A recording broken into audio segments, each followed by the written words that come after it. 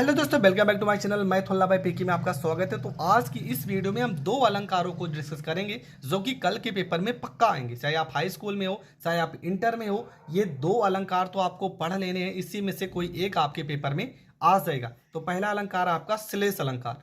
देखो, श्लेष अलंकार की परिभाषा क्या है कि देखो लिखा है कि जहां पर कोई शब्द वाक्य में प्रयुक्त होकर दो या दो से अधिक भिन्न अर्थ दे, मतलब कोई ऐसा शब्द हो जो एक बार प्रयोग होता है लेकिन उसके अर्थ भिन्न भिन्न हो, तो वहां पर हम समझ जाएंगे कौन सा अलंकार है, श्लेष अलंकार है। बस आपको इतना पता होना चाहिए कि किसी भी वाक्य में कोई एक शब्द जिसका अर्थ अलग अलग हो तो वहां पर कौन सा अलंकार होगा, श्लेष अलंकार होगा। देखो लिखा भी है, जहां पर कोई शब्द वाक्य में प्रयुक्त होकर दो या दो से अधिक भिन्न भिन्न अर्थ दे तो वहां श्लेष अलंकार होता है, श्लेष अलंकार होता है। यहां तक आपको लिख देना है। इसके बाद देखो यहां पर इसका हमने एग्जाम्पल भी लिखा है। क्या लिखा है कि रहीमन पानी राखिए, बिन पानी सब सून, पानी गए न उबरे, मोती मानुष चून। देखो यहां पर हमने एग्जाम्पल आपको लिख देना है। इसके बाद स्पष्टीकरण आपको जरूर कर देना है, ठीक है। अगर ये प्रश्न भी आपको एक पेज में आपको लिख देना है, अगर थोड़ा बहुत जगह बचती तो आप छोड़ दीजिए, लेकिन जब भी अलंकार लिखना एक पेज में अच्छे से लिख देना। दो तीन लाइन छूट रही है तो उसे छोड़ देना। स्पष्टीकरण में क्या लिखा है, देखो यहाँ पर पानी शब्द का 3 बार प्रयोग हुआ है। पहले पानी का अर्थ है नमक, चमक, ठीक है। पहले पानी का अर्थ है चमक, मतलब मोती के लिए। दूसरे पानी का अर्थ है प्रतिष्ठा, मनुष्य के लिए। तीसरे पानी का अर्थ है जल, चूने के लिए, ठीक है। ये 3 स्पष्टीकरण आपको हमने बता दिया और एग्जाम्पल भी बता दिया, डिफिनेशन भी आपको समझ में आ गया होगा। अगला जो आपका अलंकार है वो है अनुप्रास अलंकार।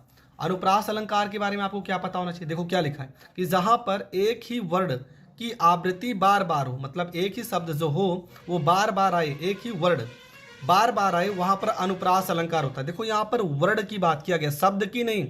वर्ड का मतलब जैसे छोटा, बड़ा, छोटी, बड़ी, ये सब एक वर्ड है। देखो यहाँ पर रा रा रा रा, रघुपति राघव राजा राम, पति पतावन सीताराम। और दूसरा एग्जाम्पल काली घटा का घमंड घटा, ठीक है। तो ये एग्जाम्पल है। देखो यहाँ पर भी स्पष्टीकरण है। यहाँ पर घटा शब्द 2 बार प्रयोग हुआ है। पहले घटा का शब्द है घड़ा तथा दूसरे घटा का शब्द है अर्थ है कम। तो ये प्रश्न भी आपको समझ में आ गया होगा। आई होप आपको ये दोनों के दोनों अलंकार बहुत अच्छे से समझ में आ गए होंगे। समझ में आ गए तो वीडियो को ज़्यादा से ज़्यादा लोगों तक शेयर करें। अगला आपका डिस्कस कर लेते हैं चौपाई छंद की परिभाषा और एग्जाम्पल और स्पष्टीकरण। देखो चौपाई में क्या लिखना है, लिखना है कि यह एक सममात्रिक छंद है। इसमें 4 चरण होते हैं और प्रत्येक चरण में कितने मात्राएं होती हैं, 16 मात्राएं होती हैं। आपको लिखना है कि यह एक सममात्रिक छंद है, 4 चरण होते हैं और प्रत्येक चरण में 16 मात्राएं होती हैं। उदाहरण में क्या लिखना है, जय हनुमान ज्ञान गुण सागर, जय कपीस तेहु लोक उजागर, रामदूत अतुलित बलधामा, अंजनी पुत्र पवन सुत नामा, ठीक है। ये आपका हो जाएगा उदाहरण। इसका अगर स्पष्टीकरण करते हैं तो देखो क्या लिखा है, प्रस्तुत उदाहरण में 4 चरण है। देखो 4 चरण है ना, 1 2 3 4 चरण है। प्रत्येक चरण में 16 मात्राएं हैं। पहले चरण की तुक दूसरे तथा तीसरे चरण की चुक चौथे चरण से मिलती है।